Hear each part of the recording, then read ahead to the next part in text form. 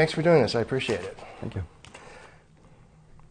For our viewers, Muscatisse is a community about an hour south of Edmonton. It has 4 nations. Can you tell me your connection to it? I grew up at Pigeon Lake, so all the 4 bands are around Pigeon Lake. It was originally set up as a fishing village for Musquechies, and I grew up right in the center of it, a little summer village here. It's called Mamio Beach. And so in Cree, my friends, they say Mamio Sagan, which is Pigeon Lake. What will you do differently than the previous government? Well, there's a lot of talk about reconciliation. One of the chiefs the other day at our press release, he said reconciliation. And I really like that. That's a great word. Like our premier, he's all about let's not do symbolic gestures. Let's actually do something. So when he gave me the opportunity to form this corporation to help the Indigenous people, some of them that aren't as sophisticated as others, to break into the business area, I thought, wow, what a great opportunity this is to help a lot of people throughout Alberta. And it helps everybody in Alberta, not just Alberta, even Canada. I mean, once we get the Indigenous people working in businesses, I mean, that money's not just going to stay in one spot. It's going to move around and help everybody. The Alberta Indigenous Opportunities Corporation, what is it? So when I was first put in as minister, part of my mandate was to form the Alberta Indigenous Opportunity Corporation.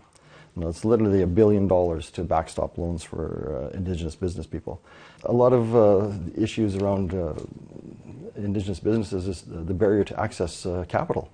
It's like me, I can put my farm up for collateral and borrow money. You can't do that in a First Nation. So there's a big barrier there to get into some of the bigger projects.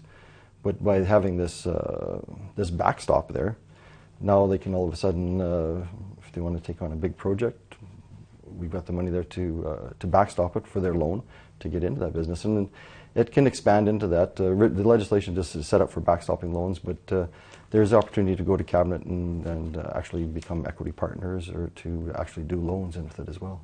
During the campaign, the UCP campaigned on increasing funding for Indigenous children with disabilities. How is that progressing?